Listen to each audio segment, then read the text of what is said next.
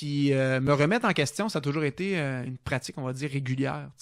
Être certain de ce que je crois, être toujours en train de me dire, est-ce que je pose la bonne action? Est-ce que je vis-tu vraiment une vie qui est à la hauteur de mes aspirations, de mes capacités? Ça, c'est le genre de choses qui m'ont toujours tracassé au bout. Puis ça remonte à loin, ce tracas-là. T'sais. Ça remonte à foutrement loin. Mon grand-père, qui a comme été mon père dans la vie, le jour où est-ce qu'il est mort, il voulait pas mourir parce qu'il y avait une chose qu'il voulait, c'est de savoir ce que j'allais devenir. Parce que lui, dans sa tête, j'allais faire quelque chose de grand.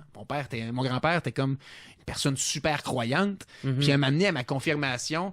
Il y a un représentant de l'Église qui avait dit à mon grand-père, en parlant de moi, ce petit bonhomme-là va faire quelque chose de grand dans la vie. Puis mon grand-père, quelqu'un de croyant, super religieux, super catholique, ça marque dans sa tête. Puis il y avait des attentes par rapport à ce que je faisais. Puis moi, je me voyais comme quelqu'un de bien ordinaire.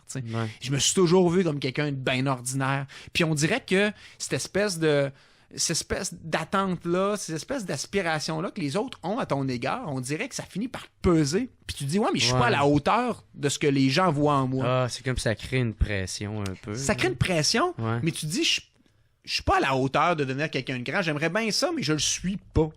Des fois, les gens voient des choses que je vois pas en dedans de moi. Puis peut-être que c'est ça aussi le secret de s'entourer des bonnes gens dans la vie puis qui nous permettent de nous élever. Puis c'est peut-être ça que j'ai appris aussi.